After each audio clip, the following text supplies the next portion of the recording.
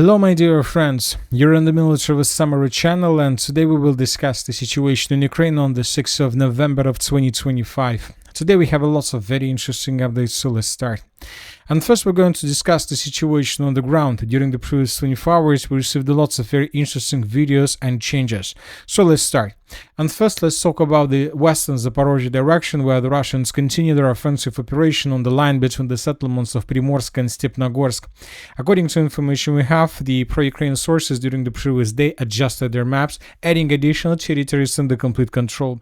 So as you can see, the pro-Ukrainian sources confirmed that the Russians are advancing in this area, and the most important is that Russians managed to answer the central part of the settlements of Stepnogorsk and the southern part of the village of Primorsk, and that the Russians continue their offensive operation. At the same time, the Russians intensifying the work of their FPV drone crews and operators. During the previous day, as you can see, we received lots of videos how Russians were attacking and destroying positions and forces of the armored forces of Ukraine in the area of the Stepnogorsk citadel. In this video, we can see how Ukrainian soldiers were attacked by Russian FPV drones. So it seems that in coming days, the defense of this area will collapse and the Russians will continue offensive. Now let's talk about the situation on the eastern Zaporizhzhia direction. During the previous 24 hours, we received lots of very interesting updates, and the most important updates are coming from the area of the settlement by the name of Uspenovka.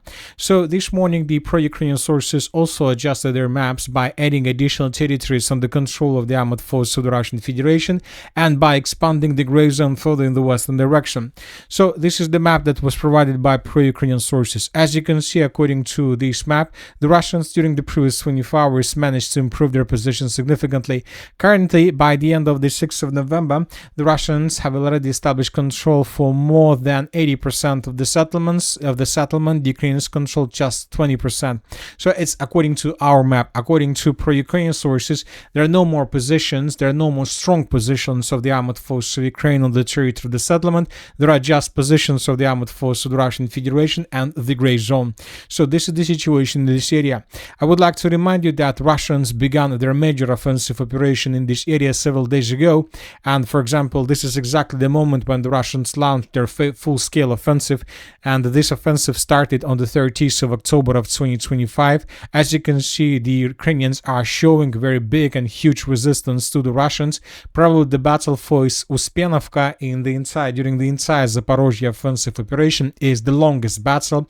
The Russians haven't spent so many days for any settlement in this area. The settlement of Poltavka was taken by Russians just during the few days of offensive, and now it's already a week of battle for Uspenovka, and the Ukrainians still control some parts of the settlement.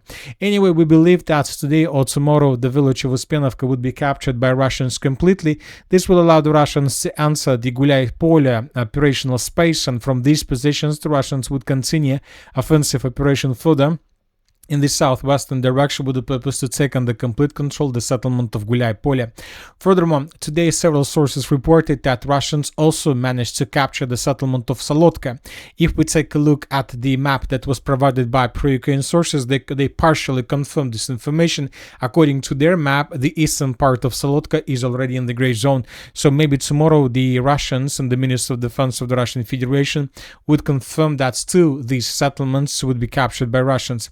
Anyway, the Ukrainians are trying to stabilize the situation. They're trying to build new defense belts and new defense layers, but Russians control the situation. In this video, for example, we can see how Ukrainians were trying to create another temporary deployment point of the armored forces of Ukraine on the territory of Ravnopolye, but the Russians destroyed this temporary deployment point with FAB 3000.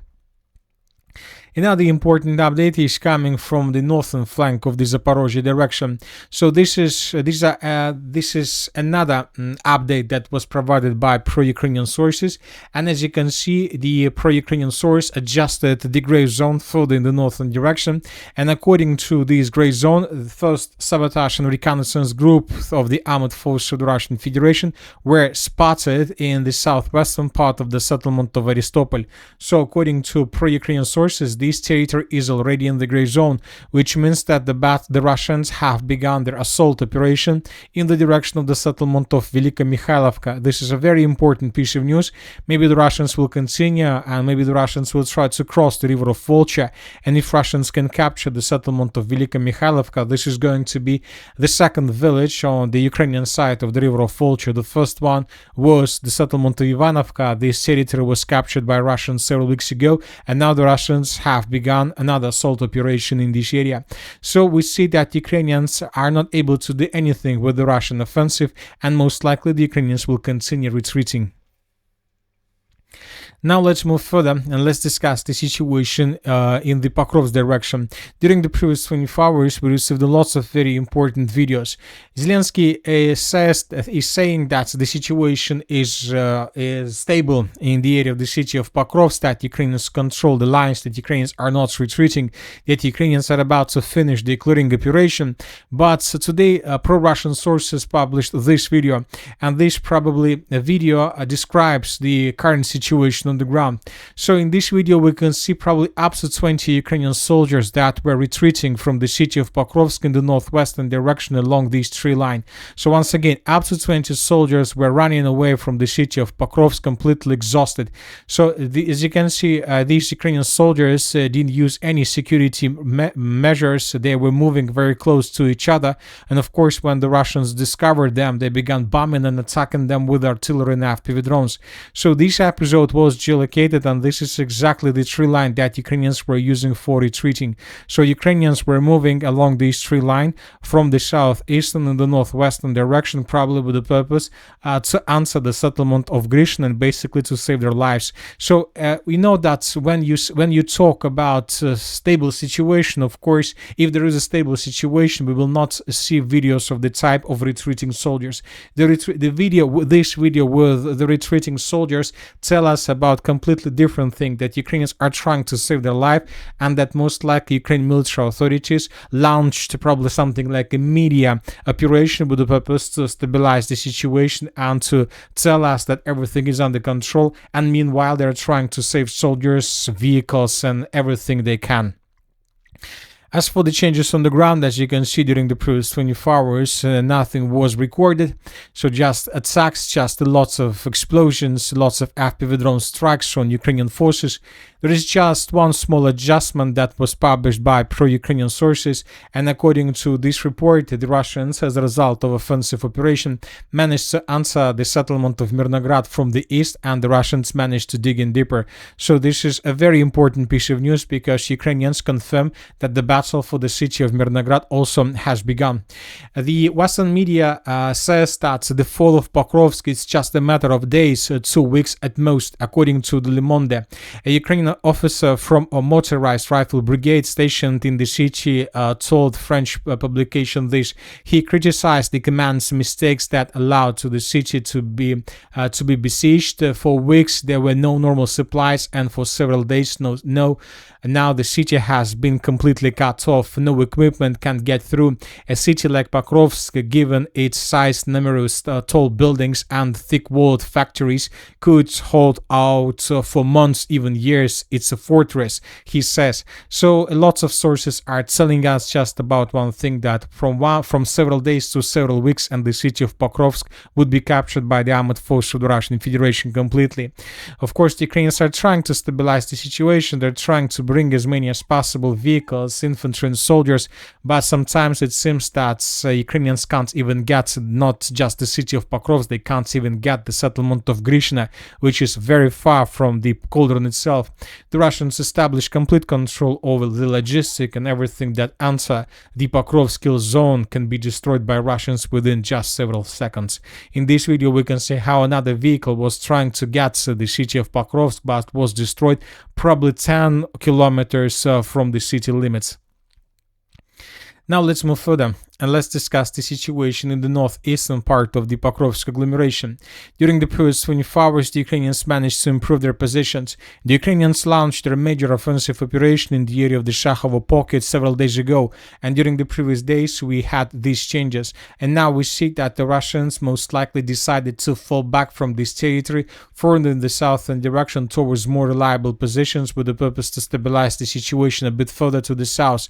So it seems the Russians lost the battle for the Shakhovo pocket, or they're planning to regroup themselves and then to launch everything from the beginning. Very difficult to understand, but most likely Ukrainians will be able to restore control over these territories, and they will try to dig in deeper, because Ukrainians understand that after the end of the battle for the city of Pokrovsk and the Pokrovsk agglomerations, Russians will continue advancing further in the northern direction with the purpose to outflank the cities of Kramatorsk and Slaviansk from behind. So that is why they need these territories, they need these Sofievka, Shakhova, with the purpose to slow down and to hold the Russians for as long as possible.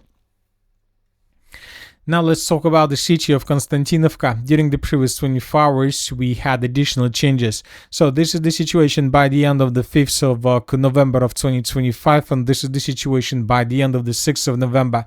Pro-Ukrainian sources published this video, and here we can see how Ukrainians were attacking sabotage and reconnaissance groups of the armored force of the Russian Federation across the southeastern part of the city of Konstantinovka. So we received another proof that the Russians continue infiltration. They're taking more and more positions under their control, and it seems that the Russians are trying to do the same as they did on the territory of the city of Pokrovsk.